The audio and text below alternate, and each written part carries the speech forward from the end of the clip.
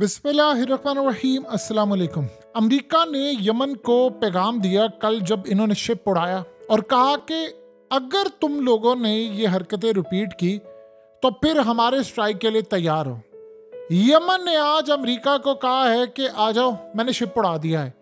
Yemen ने आज America की नाक के नीचे रेड सी के अंदर से यूरोपियन शिप जो इसराइल के लिए सामान लेकर जा रहा था, इसको उड़ा दिया है मिसाइलों और ड्रोन्स की बारिश करके।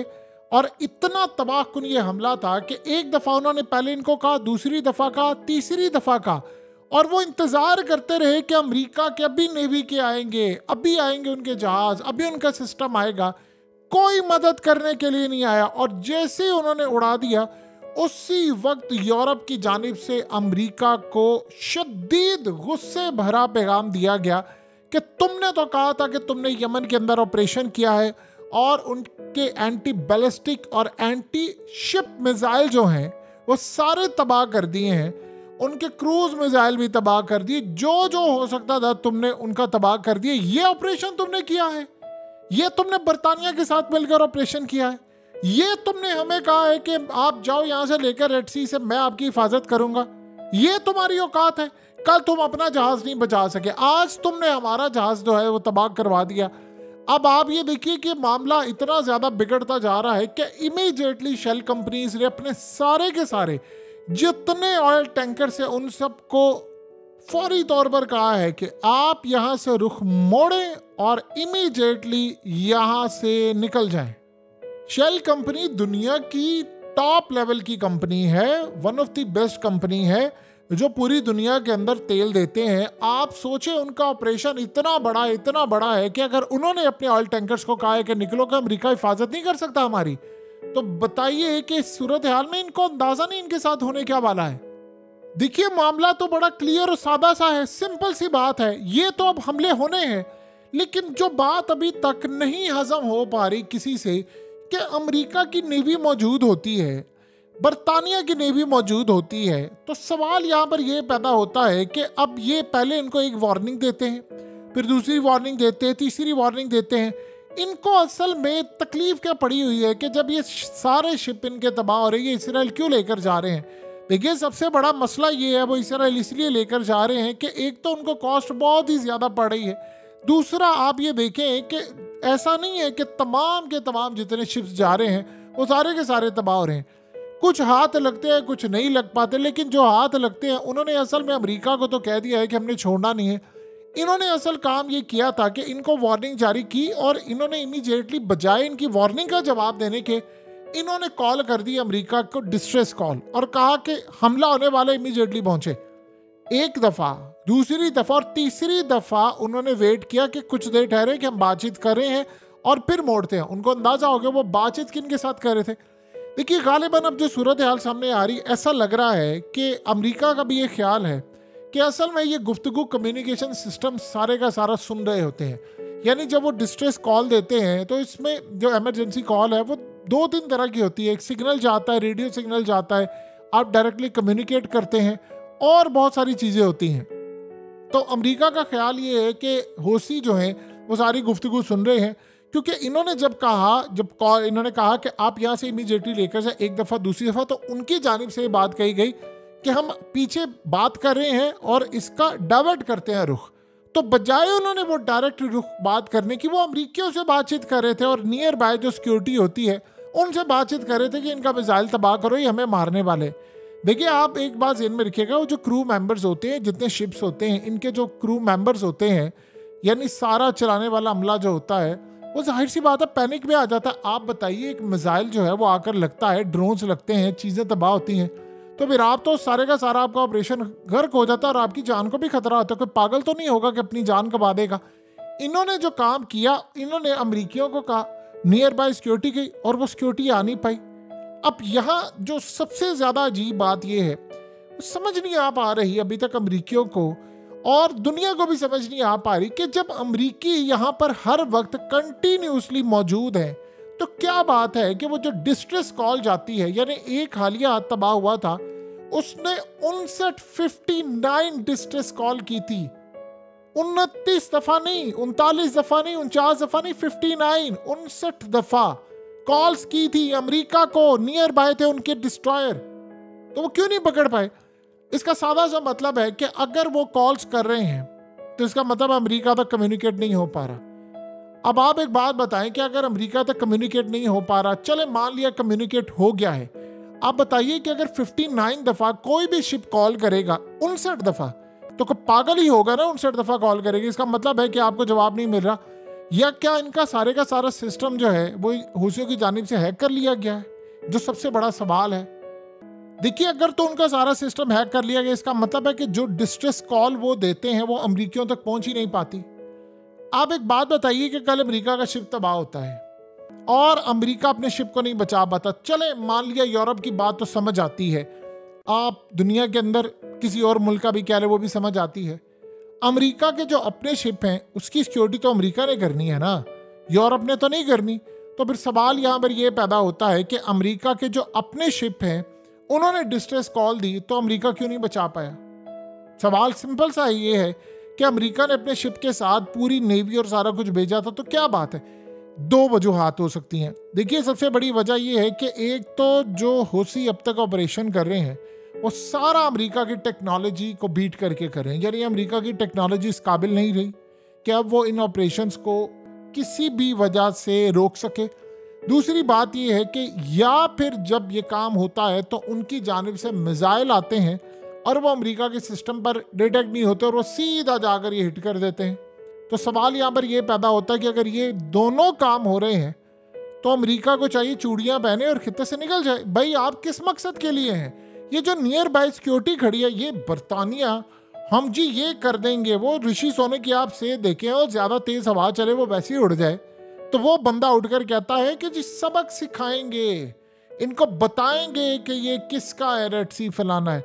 अब किसी के घर में जाके आप सोचे जरा कि ये इतना जो आप लोग तकलीफ ले रहे हैं, ये शेल कंपनीज अपने जो टैंकर्स हैं उनको डाइवर्ट कर रही हैं। यूरोप के अंदर गैस और तेल का बहरान पैदा हो रहा है। उधर आप देखिए, कतर ने कहा है कि हमने LNG भी नहीं वो भेज रहे यहाँ से। तो आप एक बात बताइए, जब पूरी दुनिया को आपने सत्यानाश करवा दिया है तो एक छोटा सा काम आप क्यों नहीं कर लेते? आप एक काम कीजिए ना, आप बजाय ये सारा काम करने के, आप लोग जाइए और जाकर इजराइल को रोक ले। हाँ, और अगर नहीं रोक पाए, देखिए अब चीजें समझिए जरा, इस बात को बड़ी खुलकर बात हो रही है। अमेरिका ने हमला किया ईरान के ऊपर, यानी माजी में उन्होंने कितनी दफा किया, ईरान नहीं रोक पाया। ईरान ने जो रात को हमला किया है, उन्होंने इराक में भी इनका उड़ा कर रख दिया है, यानी वहां पर इजराइल की इंटेलिजेंस एजेंसी का पूरा हेडक्वार्टर था अमेरिका के कॉन्सुलेट के करीब, उड़ा दिया सारा, बंदे भी मार दिए। शाम के अंदर 1200 किलोमीटर दूर वहां पर भी उड़ा दिया। अब बताइए, इराक में तो अमेरिका का डिफेंस सिस्टम एक नहीं कई जगह पर लगा हुआ ना, उसके तो फौजी अड्डे हैं, और कॉन्सुलेट के करीब तो डेफिनेटली बात है, जाहिर सी बात है, सिक्योरिटी देनी होती है। वहां पर क्या हुआ था? चले आप एक मिनट के लिए छोड़े, शाम के अंदर तो जबरदस्ती आप घुसे हो ना, शाम के अंदर आपकी फौजी, आपका डिफेंस सिस्टम किधर है? किधर है आपकी फौजी? और ये क्या करें? वहां पर भी आप रोक नहीं पाए। आप वहां रोक नहीं पाए, इराक में आप नहीं रोक पा रहे, यमन के साथ आप नहीं करे। इसका साफ और सीधा मतलब है अमेरिका टेक्नोलॉजी में पीछे चला गया। अमेरिका की टेक्नोलॉजी का वो लेवल ही नहीं रहा। वरना आप बता दें कि 32वां हमला था, 32वां हमला, लेकिन हर दूसरे दिन बाद एक खबर हमें सुनने को मिलती है, अमेरिका के ऊपर डिस्ट्रॉयर पर मिसाइल मारा तो अमेरिका ने रोक लिया, लेकिन अमेरिका के शिप्स पर हमला हुआ तो अमेरिका नहीं रोक पाया। तो इसको हम क्या समझे? दो वजूहात है, क्या अमेरिका खुद चाह रहा है कि ये हमले होते रहे, फलाना होता रहे? ऐसी सूरत हाल नहीं है। अब अमेरिका के हाथ से चीजें निकल गई, जितनी रेपुटेशन अमेरिका की इसको खराब हो रही है। आप बताएं कि वो दुनिया के अंदर जो बने फन्ने कहाँ बने फिरते थे, हम ये कर लेंगे, हम वो कर लेंगे, आपका सिस्टम सारा खराब हो गया। अब व्हाट नेक्स्ट? अब अमेरिका को इतना ज्यादा पहली मर्तबा सुनना पड़ा है कि आप सोचिए जरा, अमेरिका ने इस वक्त कहा है बरतानिया को कि लेट्स गो, चलो अब स्ट्राइक के लिए चलते हैं, यही टाइम है, बड़ा एंजॉय करेंगे, फलाना करेंगे, आप चलो हमारे साथ, साइप्रस से उड़ते हैं और हमला करके आते हैं। आप जितना मर्जी हमला कर ले। इन्होंने मिसाल के तौर पर ये तस्वीरें देखिए, ये तस्वीरें कौन सी है? ये अमेरिका ने ऐलान किया है कि हमने ईरान दे रहा था यमनियों को बारूद और ये तमाम चीजें और बड़ा कुछ दे रहा था, हमने ये पकड़ लिया है।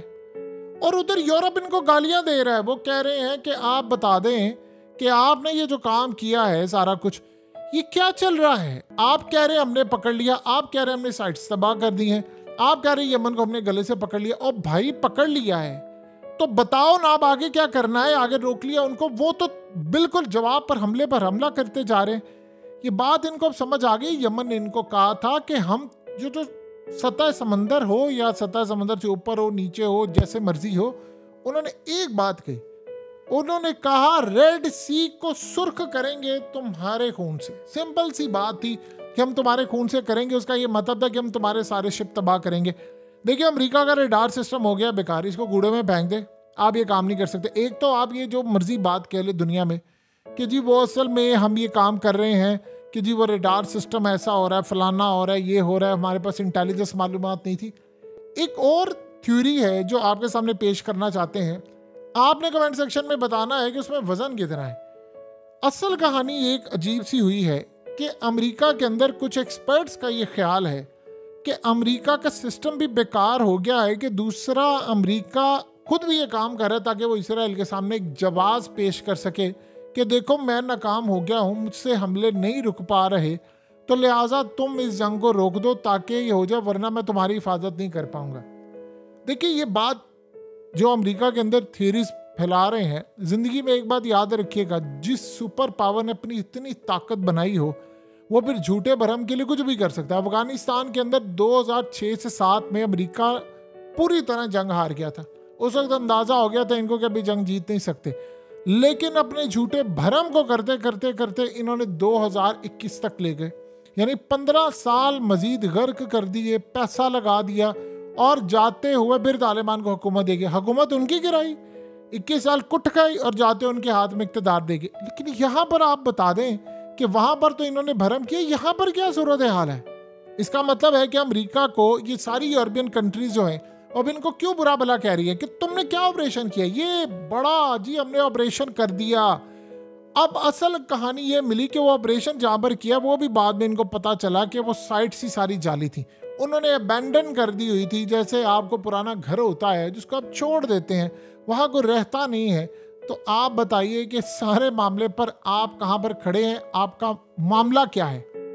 देखिए हालात पूरी तरह इंडिकेट कर रहे हैं कि अमेरिका के हाथ से गेम निकल चुकी है। अमेरिका इस खित्ते के अंदर जवाल पजीर है, आप स्टैंड ही नहीं ले सकते। अब हालत ये नहीं है कि इसने इसराइल को बचाना है, अब अमेरिका ने अपने आप को बचाना है। और यमन अब आप एक बात ज़हन में रखिए, हालिया एक अजीब बात हुई कि अमेरिका के अंदर पूछा गया कि यमन कौन सी कंट्री है, कहाँ पर वाक़या है। अमेरिका की 70% आबादी को पता ही नहीं यमन भी कोई मुल्क है, उन्होंने नाम ही नहीं सुना हुआ।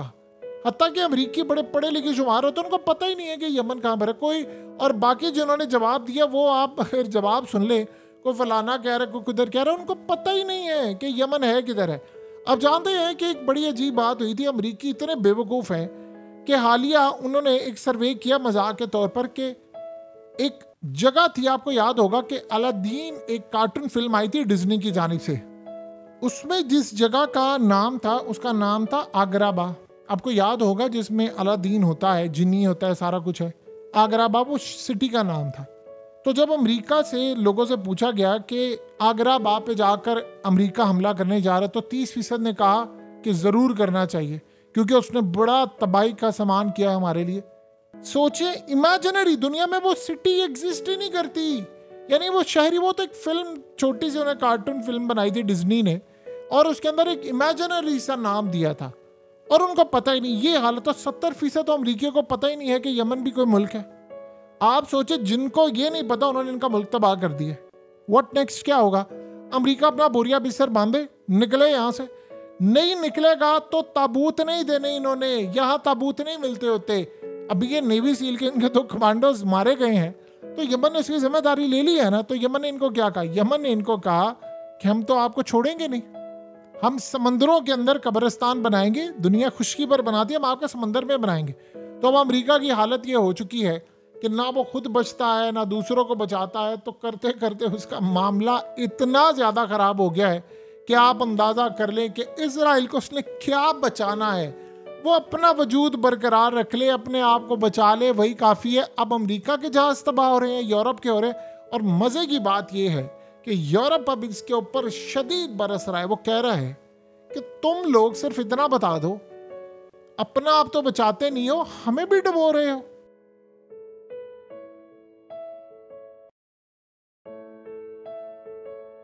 हकीकत टीवी को सब्सक्राइब करना मत भूलें, वीडियो को लाइक करें, शेयर करें और कमेंट सेक्शन में अपनी राय का इजहार ज़रूर करें।